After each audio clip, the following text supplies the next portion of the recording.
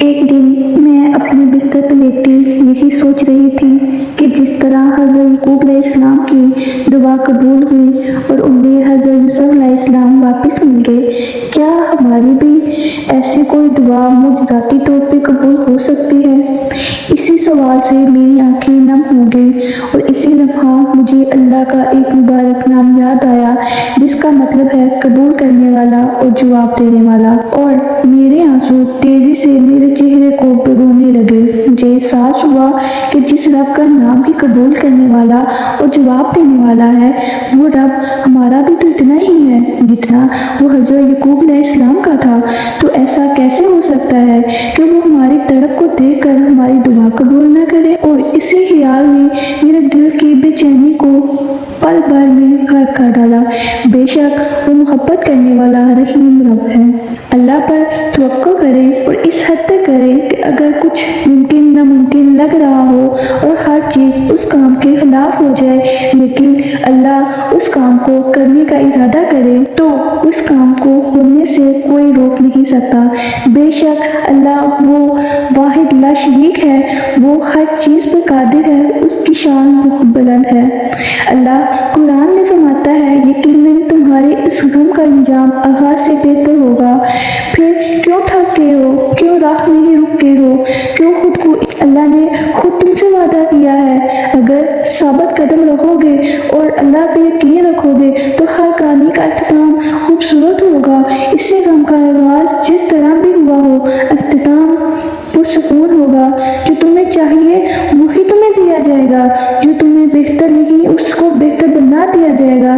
پھر کیوں شک کر رہے ہو؟ اپنے رب کی رحمت پر بھروسہ رکھو اور اب ہوگا تو بہت بہتر ہوگا۔ ایک دن آئے گا کہ تمہاری دعاؤں پہ کن فرما دیا جائے گا اور تمہیں اپنی زندگی میں بہت قریب سے معجزے ہوتے ہوئے دیکھو گے۔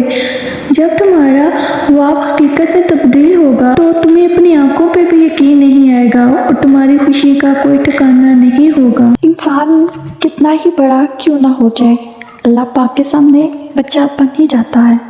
کتنا ہی مضبوط کیوں نہ ہو، اللہ پاک کے سامنے سسک پڑتا ہے، کیونکہ وہ جانتا ہے کہ ایک وہی تو ہے جو سنے گا یہ سسکیاں، اور بس ایک وہی تو ہے جو ہمارے لاڈ اٹھاتا ہے۔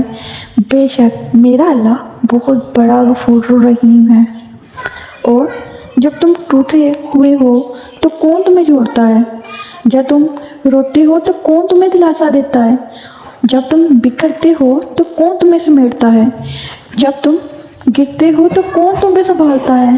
اور جب تم بے بس ہو جاتے ہو تو کون تمہارے لیے نہ ہونے کو ہونے میں بدل دیتا ہے؟ وہ کوئی اور نہیں، صرف اللہ ہے۔ اللہ وہ پاک ذات ہے جو ہر حال میں ہماری مدد فرماتا ہے، ہمیں سہارا دیتا ہے، ہر مشکل میں ہمارے ساتھ ہوتا ہے، ان لوگوں کی پہچان کرواتا ہے جو ہمارے پیچھے ہماری عیب نکالتے ہیں، ہماری غیبت کرتے ہیں۔ اللہ تعالیٰ ہمیں ان لوگوں سے بھی حفاظت فرماتا ہے۔ اللہ تعالیٰ نے بس اتنا کہا ہے کہ میں تمہارے ساتھ ہوں۔ اللہ تعالیٰ فرماتا ہے کہ میں تمہارے ساتھ ہوں، مجھ سے مدد تو مانگو۔ ہر حال میں خدا ہماری مدد فرماتے ہیں، ہر حال میں وہ ہمارا ساتھ دیتے ہیں، اس لیے ہمیں صرف خدا تعالیٰ سے ہی مدد مانگنی چاہیے۔ انہی کی وہ ایک خدا تعالیٰ کہتے ہیں کہ ایک دفعہ مجھے پکار کے تو دیکھو، مجھے پکارو تو صحیح، میں تمہاری پکار سن رہا ہوں۔ تو لہٰذا ہمیں دنیاوی سہاروں کو چھوڑ کے صرف خدا تعالیٰ کی مدد مانگنی چاہیے اور اس سے آگے طلب کرنی چاہیے، یا خدا ہم بھٹک گئے ہیں، یا اللہ ہمارے گناہوں کو معاف فرما اور ہمارا سہارا بن، یا اللہ ہمیں وہ ہدایت عطا فرما جیسا تو ہمیں ویسا بنا دے کہ جیسا تو چاہتا ہے۔